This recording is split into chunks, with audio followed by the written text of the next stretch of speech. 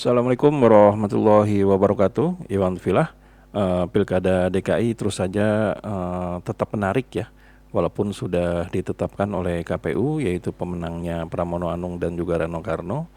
Namun ada sesuatu yang bisa dikatakan sayang untuk kita lupakan, di mana adalah beberapa analisa baik itu dari pengamat politik ataupun dari politisi mengenai bergabungnya Anies Baswedan kepada Pramono Anung.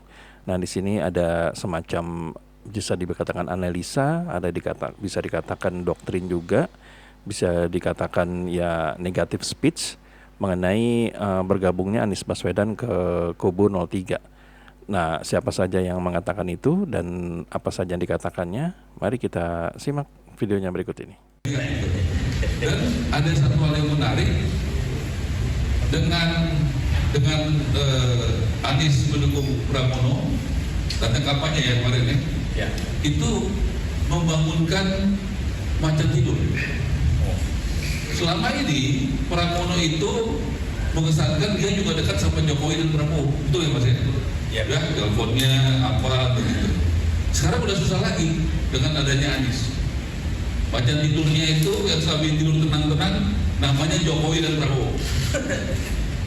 Ya, dan ini konsolidasinya cepat. Percayalah sama saya. Ini konsolidasinya cepat.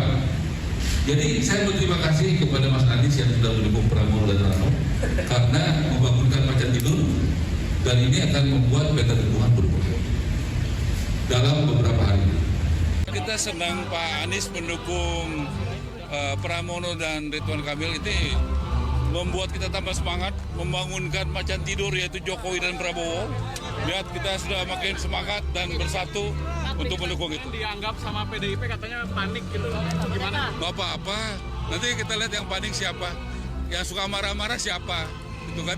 Kalau kita memang solid, kita lihat kekuatan PDI, Anies dibanding Prabowo, Jokowi, Gibran dan Ridwan Kamil lebih kuat mana di Jakarta? Kita uji, ya kekuatan PDI, kekuatan yang di sana Rano Karno, Pramono Anung dengan kekuatan yang ada di sini yaitu Jokowi, Prabowo, Gibran dan juga Ridwan Kamil lebih kuat mana? Kita uji. Biar rakyat yang menilai. Nah, sementara kemarin Anies juga kuat tuh, seingat saya tuh di Jakarta Timur sama Jakarta Selatan gitu. Jadi sekarang di wilayah-wilayah kelompok Islam itu tarung nanti antara Anies dengan PKS. Nah, tapi kelompok-kelompok di Jakarta Utara, kemudian Jakarta Barat gitu pusat. Ya, yang tadinya kalau Jakarta Pusat itu seingat saya kental ya, 50-50 lah. Tapi yang kental itu kan minoritas itu kan Barat Utara. Barat dan Utara. Nah, Barat Utara tadinya saya baca itu Pramono Rano loh. Karena PDI-nya. Karena PDI-nya nasionalisnya dan karena Sekarang ada PKS. Dan karena mereka takut ada PKS di Rano.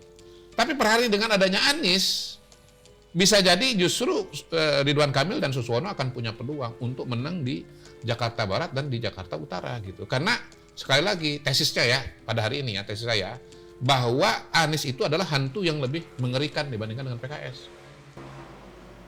Ya, itulah tadi beberapa analisa ya dari Marwar Sirait dan juga dari Bung M. Kodari, di mana mereka sependapat atau bisa dikatakan seirama yang mengatakan bahwa dengan hadirnya Anies Baswedan menjadi penyokong atau pengendorse pasangan Pramono Anung dan Rano Karno itu akan makin meminimalisir atau mengurangi suara-suara terutama dari mereka para minoritas, di mana mereka menganggap bahwa kehadiran Anies ini lebih menyeramkan daripada kehadiran PKS ya.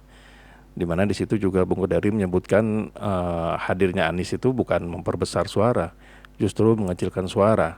Tapi bisa kita katakan pada hari ini akhirnya terbukti bahwa omongan Marwar Sirait yang menyebutkan kalau Ridwan Kamil ini bakal mendapatkan suara yang signifikan karena di endorse atau didukung oleh Jokowi dan juga Prabowo, dan juga ditambah dengan perkataan dari Kodari yang menyebutkan kalau hadirnya Anies ini akan membuat lari minoritas sehingga di Jakarta Barat dan Jakarta Utara akan dimenangkan oleh Ridwan Kamil.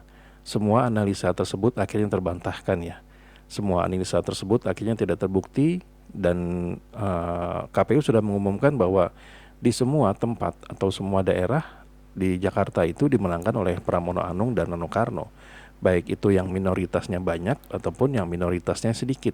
Karena memang baik di Jakarta Barat dan Jakarta Utara itu terbukti Pramono itu menang secara signifikan ya.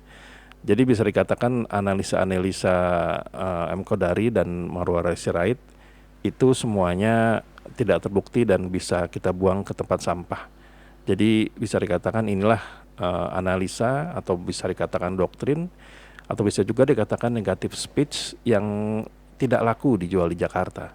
Kalau di tempat lain mungkin bisa ya, bisa merubah suara hati masyarakat yang awalnya senang menjadi tidak senang. Tapi berbeda dengan Jakarta. Jakarta itu tidak bisa dimain-mainkan. Jakarta itu tidak bisa disogok dengan bansos.